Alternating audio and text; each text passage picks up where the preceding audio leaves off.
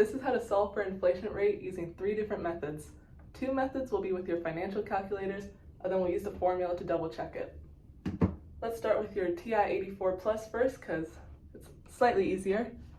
As you can see, we have our data, so in 20 years from now, $100 is going to equal $3,000. What is that inflation rate? We're going to want to navigate to our financial calculator menu. So to do that, we go Apps, then we can go 1, then Enter. And now you're going to want to zero out everything. So these first 5 will be 0, and then these final 2, it's okay that they're 1. First, to start, we know how many years it will be, so that will be our N, so 20 years. And then we don't know our inflation rate, so leave that 0. Present value, this is going to need to be negative because it's kind of assuming that it's investment, so it's going out. Otherwise, we'll get an error if it's not negative, so we can go negative 100. We can keep payments 0, and then future value, that's going to equal $3,000.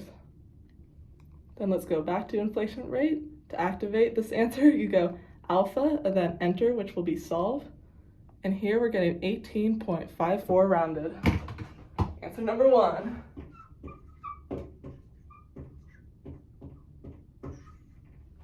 Let's see if we did it right.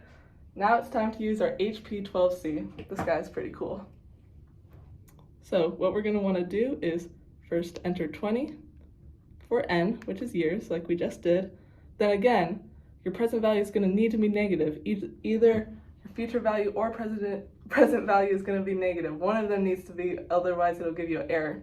So let's just make present value negative. So we're going to go 100 CHS for negative, then assign it to present value. You don't need to enter anything for payments, and then future value, $3,000. And I. So, ooh, nice. 2 for 2. Now let's check with our formula to see if we did it right. So we're going to plug in these numbers. I equals future value, so that's $3,000 divided by $100, and then 1 divided by 20, there we go, then minus 1, and then you're actually going to multiply it by 100 at the end to get this percentage, but that's not really included in the formula most of the times. So this is going to be 30 to the 0.05.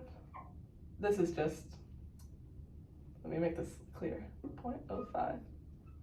And that is going to be, let's do it on our calculator.